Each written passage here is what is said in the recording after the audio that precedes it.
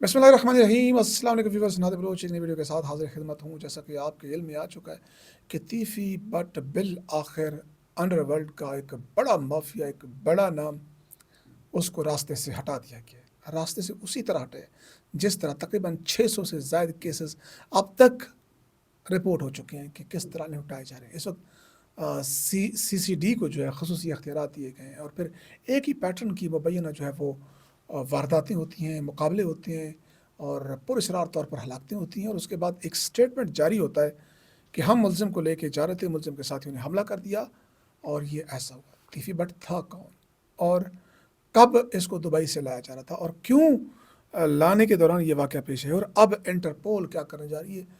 ہمارے سینئر صحافی ہیں متی اللہ چان، انہوں نے ایک بہت بڑی خبر دی ہے، اس کے بارے میں بات کریں گے۔ اور پنجاب حکومت کے یہ جو کارنامے ہیں جس پہ صحافی بھی بات کرے تو ان کی مونچھیں مونڈ دی جاتی ہیں، ان کے اوپر دہشت گردی کے مقدمات درج کر دیے جاتے ہیں۔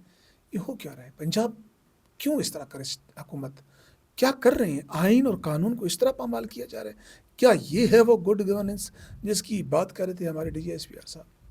بہت افسوسناک صورتحال ہے، اس پہ بات کریں گے۔ اس سے پہلے کہ ہم آگے بڑھیں، آپ سے درخواست ہے کہ اگر آپ نے ہمارے اس نئے یوٹیوب چینل کو سبسکرائب نہیں کیا تو چینل کو سبسکرائب کر لیجیے، بیل آئکن کو پریس کیجیے تاکہ آنے والی ہر ویڈیو کا آپ کو نوٹیفیکیشن مل سکے۔ یوں آپ کا اور ہمارا تعلق جو ہے وہ جڑا رہ سکے۔ اور آخر میں کمنٹ سیکشن میں اپنی قیمتی رائے کا اظہار ضرور کیجیے گا۔ جی بالکل، تیفی بٹ، لیکن اہم سوال یہ کہ تیفی بٹ کو راستے سے ہٹا دیا کہ یہ شخص ہے کون؟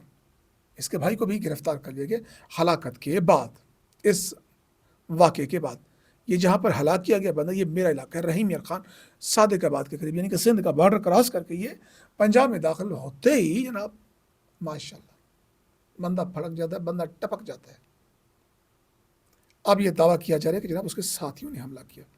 اور آپ کو پتہ ہے کہ ملتان کے ایک صحافی ہیں، ہمارے سینئر دوست ہیں، انہوں نے باقاعدہ ایک سٹوری لکھی، ایک ڈائری لکھی، اور اس میں بتایا کہ سی ڈی کر کیا رہی ہے مبینہ طور پر۔ اس کے بعد وہ گرفتار ہو گیا، اس کے اوپر دہشت گردی کا مقدمہ درج ہو گیا، ایون کہ مونچھیں تک مونڈ دی گئیں۔ اس حد تک توہین کی گئی، اس حد تک۔ اب آپ جب یہ کام کر رہے ہیں تو ایک لحاظ سے عدالتیں بند کر دینی چاہیے، ان کو تالے لگا دینے چاہیے، باقی ادارے بند کر دینے چاہیے، صرف سی ڈی ہو جو باقاعدہ خود ہی تعین کرے۔ آپ دیکھیں کسی کا نیفے کے اندر پستول جناب وہ چلا اور وہ آلات مخصوصہ سے محروم ہو گیا، کسی نے ہاتھ سے حرکت کی، ٹھیک ہے، قابل مذمت اقدامات ہیں، اس کے اوپر آئین موجود ہے، قانون موجود ہے، اس پہ عمل کیجئے، اس کو آپ سزا دے کے جیل بھیج دیجئے۔ لیکن یہ کون سا طریقہ کار ہے کہ جناب آن دی اسپاٹ جناب اس کی ویڈیو بھی بنتی ہے، اس ویڈیو کو وائرل بھی کیا جاتا ہے، اور یہ اعتراف کرایا جاتا ہے کہ جی میں اپنے ہی پستول لے کے بھاگ رہا تھا، وہ نیفے میں چل گیا۔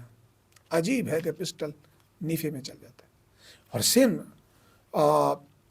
تیفی بٹ جو ہے، تیفی کے بارے میں ہے کہ جناب یہ اس کا جو اصل نام ہے وہ ہے جناب تعریف گلشن، اور تیفی بٹ کے نام سے مشہور ہوا۔ بدنام سے ہمارا انڈر ورلڈ تعلق ہے، اور یہ لاہور کی گوال منڈی جہاں پہ نواز شریف صاحب کا بھی تعلق ہے، یہ وہاں سے نون لیگی کہلاتا ہے۔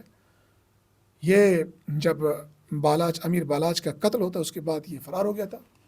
بالآخر دبئی میں انٹرپول نے اس کو گرفتار کیا۔ گرفتاری کے بعد انٹرپول کے ذریعے اس کو واپس لایا گیا، 4 تاریخ کو واپس لایا گیا، کراچی پہنچا۔ کراچی سے بعد میں اس کو لایا جا رہا تھا، اور اب یہ خبر آئی کہ یہ بندہ ٹپک گیا، یہ بندہ فارغ ہو گیا، اس کو آگے بھیج دیا گیا اگلے جہان۔ اس کا بھائی، اس کا نام ہے جناب خواجہ عقیل المعروف گوگی بٹ، یہ بھی جناب گرفتار ہو گیا، اور بعید نہیں ہے کہ اس کے بھی ساتھی اس کو چھڑانے مبینہ طور پر پہنچے اور یہ بھی ٹپک جائے، آگے پہنچ جائے۔ یہ ہے پنجاب کی گڈ گورننس، جس کی ہم گزشتہ روز کہانیاں سن رہے تھے، باتیں سن رہے تھے۔ کہانیاں یہ ہے کہ ایک جماعت وہ احتجاج کا اعلان کرتی ہے، اس کے خلاف پوری ریاستی مشینری استعمال میں لائی جاتی ہے، اور عورت کے تقدس کی بات کی جاتی ہے۔ ایک جماعت کے سربراہ کے گھر سے خواتین کو گرفتار کیا، اس کی بیوی، اس کی مالدہ۔ اب صورتحال یہ ہے کہ ٹی ایل پی والے دعویٰ کر رہے ہیں کہ ان کے 11 افراد ہلاک ہو چکے ہیں اس طرح کی کارروائی میں۔ تو عام پاکستانی سوچ رہے ہیں کہ ہم کہاں جانا۔ میں کل جب فیض آباد سے آ رہا تھا تو راستے میں ایک بندہ پھنس گیا، صدر سے آ رہا تھا وہ، اور اس کے چہرہ افسردہ، پریشان، بال بکھرے ہوئے، اور میں اس کی کیفیت دیکھ کے میں رک گیا۔ اس نے مجھے کہا کہ بھائی مجھے F7 تک چھوڑ دیں گے، میں آپ کا احسان زندگی بھر نہیں بھول سکوں گا۔ میں نے کہا بھائی آ جائیں، میں آپ کو چھوڑ دیتا ہوں، لیکن راستے بند ہے، تلاش کرتے ہیں، میں آپ کے لیے خیریت کیا ہوا؟ تو وہ بتانے لگے کہ بھائی جان میں صدر سے پیدل چل رہا ہوں، مجھے کوئی سواری نہیں مل رہی، اور یہ میری حالت ہے، میری جاب خطرے میں ہے۔ ہوٹلنگز جو ہے نا اس میں کوئی بڑے عہدے پر فیض تھا، لیکن میں اس کے دکھ درد کو اذیت کو سمجھ سکتا تھا۔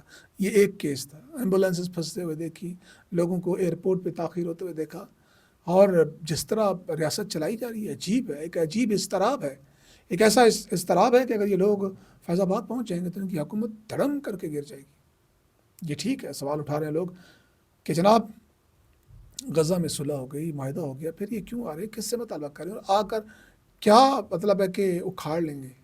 یہ آج مجھے یہ سوال سننے کو ملے۔ تو بعد میں نے یہ سوال ان سے بھی کیا، تو نے کہا جی ہمارا اعلان 6 تاریخ کو ہم نے باقاعدہ انتظامیہ کو درخواست دی، اس وقت تک معاہدہ نہیں ہوا تھا۔ ہم کہتے ہیں کہ یہ حافظ سعد رضوی نے بھی کہا کہ اگر معاہدہ ہو بھی گیا ہے تو کیا فرق پڑتا ہے کہ اگر ہم ان کی حمایت میں ان کی اس میں کرتے ہیں، اگر کل کشمیر آزاد ہو جاتا ہے اور کشمیر کی حمایت میں ہم کوئی ریلی نکالتے ہیں تو کیا مسئلہ ہے؟ آپ کو کوئی پریشانی ہے، کوئی ٹینشن ہے؟ کیوں باولے اور کیوں پاگل ہو رہے ہیں؟ اور میرے خیال میں یہ سوال جینون بھی ہے، آنے دیتے کیا ہوتا؟ یہاں پر جو آپ فورس وہاں پہ استعمال یہاں پہ کر لیتے، اگر وہ بڑھتے تو آپ ٹھیک ہے فیض آباد آتے بیٹھتے ان سے کہتے جی آپ آئے تھے آپ جائیے، یا لکھوا لیتے، کوئی مذاکرات کرتے۔ میں نے TLP کے رہنما فاروق الحسن وہ میرے ساتھ رابطے میں، وہ بتا رہے تھے کہ ابھی تک فرعونیت کی انتہا ہے کہ کسی نے مذاکرات کے لیے بات نہیں ہے، یعنی کہ اس بات سے بھی آپ اندازہ لگائیں کہ TLP والے لوگ راضی ہیں کہ ان سے بات کی جائے، مذاکرات کیے جائیں، انہیں انگیج کیا جائے، لیکن یہ کہتے ہیں نہیں جناب ہم تو یہ والی زبان سمجھتے ہیں۔ سمجھ گئے ہوں گے آپ، اور اس کا ہوگا کیا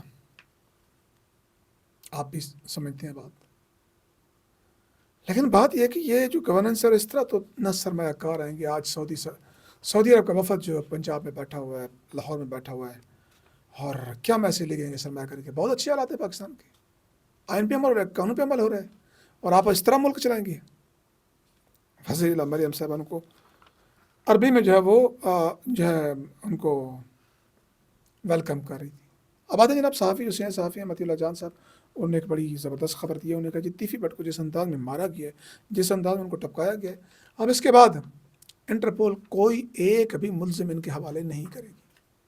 بہت بڑا انکشاف تھا۔ وہ کہتے ہیں کیونکہ ملزم اگر حوالے کیا جاتا ہے تو اس کا مطلب یہ ہوتا ہے کہ آپ کورٹ پروسیڈنگ کریں گے، ان کو پروسیس کے ذریعے ان کو کسی انجام تک پہنچائیں گے۔